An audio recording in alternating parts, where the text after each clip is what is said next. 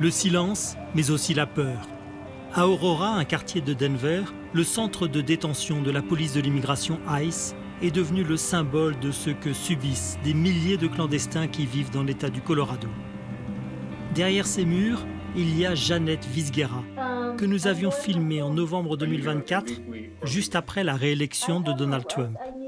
Avec une petite troupe de comédiens amateurs et militants réunis à l'université, elle jouait la scène de sa première arrestation en 2009. Cette mère de 4 enfants était devenue un symbole. 15 years, continue fight my deportation. In this moment, I come back in the movement for fight for my community immigrants. Janet a de nouveau été arrêtée le 17 mars 2025 parce qu'elle incarne la résistance des migrants sans papier. Au pied du Capitole de l'État du Colorado en octobre 2025, d'autres militants se sont donné rendez-vous pour déposer une pétition demandant l'arrêt de toutes ces déportations. These are the immigrants that have been represent the deportations from Aurora ICE.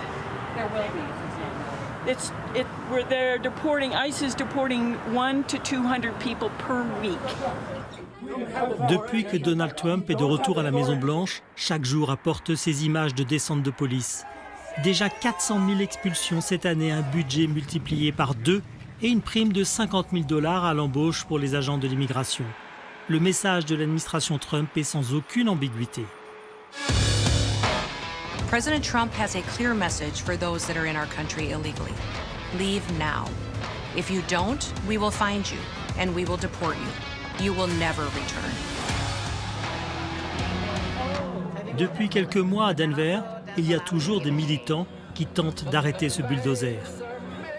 Il y a des retraités qui ont le temps de manifester en milieu de journée et de montrer leur créativité. Lady Liberty was your gift for us. So now it's our responsibility to honor that gift and to honor the words of give us your tired, your poor, and to provide them with their basic democratic rights as human beings, which are under threat now. Et il y a aussi ceux qui se battent en imaginant des solutions pour aider et mieux intégrer les migrants. Quand Min Soon-ji est arrivée en 1995 de Corée du Sud avec un simple visa d'étudiante, elle n'a trouvé du travail que dans un restaurant coréen qui était sur ce parking. Do you see that one? That used to be the big restaurant, Korean restaurant, when I came to the United States first, and I had to work from 5 p.m. to 2 a.m. I didn't speak English. When I asked for my wages to the Korean owner, he said, "I'll deport you." That's kind of how I was shocked. And I remember telling the owner, just please let me go, I'll be very quiet. And that's how actually all my activism in the United States got started right here, because I was ripped off. Ses études achevées sur les droits des immigrants, devenue américaine par mariage, elle a créé un premier centre d'aide aux sans-papiers, avant de lancer il y a 1 an une coopérative de chauffeurs. Ses assistants viennent de Zambie et du Kenya. L'écrasante majorité des chauffeurs sont des migrants et dans l'État du Colorado, il est possible d'avoir un permis de conduire même en étant sans papier. Sur son ordinateur, les souvenirs de ses combats passés. Mais aujourd'hui, avec le retour de Trump, son travail prend une autre dimension. I don't have a lot of fears, but I'm just a little bit worried about where the country is heading. That fear, the political fear, especially not being able to speak up, sure, I think that is very fearful. In terms of my work and whatnot, not much fear, but just overall, just looking at where this country is heading, that's definitely fearful. Heriberto Alvarez, venu du Mexique il y a plus de 30 ans, est un des 800 chauffeurs qui utilisent l'application de la coopérative. I think he likes helping us with the Latino guys. He speaks Spanish, so it really helps because one of the people who have been orienting our Latino community is him. So we thank you very much, Alberto, and we really appreciate that. I'm willing to help as much as I can. Malgré le fait qu'il n'a toujours pas de papier en règle, Heriberto a accepté de témoigner devant la caméra. Il sera le seul. Tous les autres ne veulent pas prendre le risque d'être repérés et arrêtés. Malgré son âge, 64 ans, et sa santé fragile, Il n'a pas d'autre choix que de conduire. Sa voiture, c'est son outil pour tenir ici. So this is the option that I decide to take to generate my own job, to create my own job, and survive. Il souffre, comme beaucoup, de l'augmentation du coût de la vie qui perdure, en particulier ici à Denver. Mais plus difficile pour lui cette année, c'est la peur d'une rafle de la police de l'immigration qui rôde partout. My appearance is, I believe, is helping me a little bit more. My accent, the way that I speak, is noticeable, and I'm afraid. I'm trying to be quiet, not to speak, because I know I'm afraid, like everybody, because they're looking any excuse. You know, the way you dress, the way you look, the color of your skin, the way you talk, and they're looking for the opportunity to get you and send you back to your country. Si l'expérience de cette coopérative a démarré à Denver, c'est aussi parce que la capitale du Colorado est une ville démocrate, une ville sanctuaire qui accueille beaucoup de migrants. C'est aussi une de ces villes dans le collimateur de Donald Trump qui pourrait bientôt y envoyer la garde nationale, comme il l'a déjà fait à Portland, Washington ou Los Angeles. À l'université de Denver, où Min Soon a étudié, son professeur était George DeMartino. Il fait travailler ses étudiants sur Karl Marx et sur ce modèle de la coopérative comme outil de résistance au capitalisme débridé. What's interesting about this movement is that it's not a nationally unified or internationally unified movement that's seeking to bring down the Trump administration.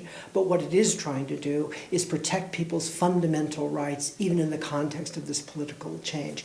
In this respect, it is vitally important to sustain these kinds of initiatives because they provide not just immediate response to the political repression we face, but also the beginnings of the building blocks for what might come later in the post-Trump world. Ken est américain, républicain, mais lui aussi a rejoint la coopérative pour défendre ses droits.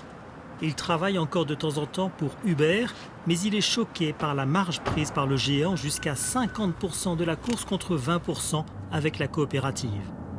Mais toutes ces plateformes ont un point commun, elles font travailler des migrants qui n'ont pas de papiers en règle. We know that Uber and Lyft want to flood the market with drivers, and we believe that they turn a blind eye. So the answer is they're not supposed to have undocumented drivers, but there's certainly, it would be foolish to think that there isn't a good percentage of drivers that are undocumented currently driving. À la station-service, il explique à un autre chauffeur, originaire d'Irak, l'intérêt de la coopérative. Lyft driver, yes. Oh, okay.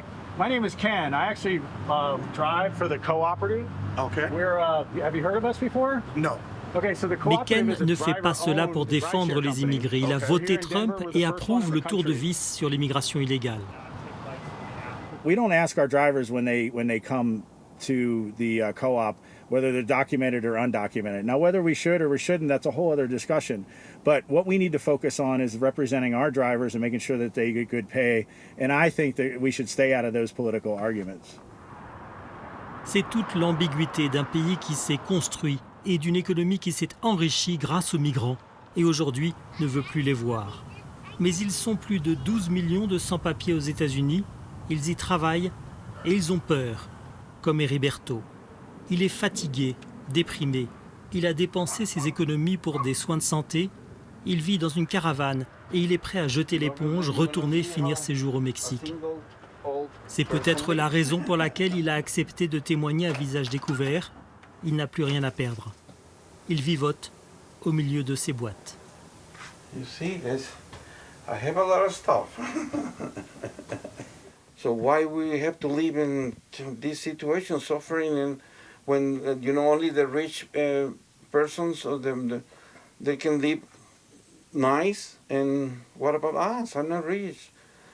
The middle class is disappearing here in the United States. We have only very rich or very poor. That's it. It's not anymore my American dream. No, it's hard to make a dream now. It's brutal the way that the people is treated. Pendant ce temps, dans leur jolie petite maison, Min Soon et son mari Tony, professeur d'université, essayent de continuer leur vie. Mais quelque chose est cassé depuis un an. Ils sont comme saisis d'effroi face à la rhétorique venue de la Maison-Blanche.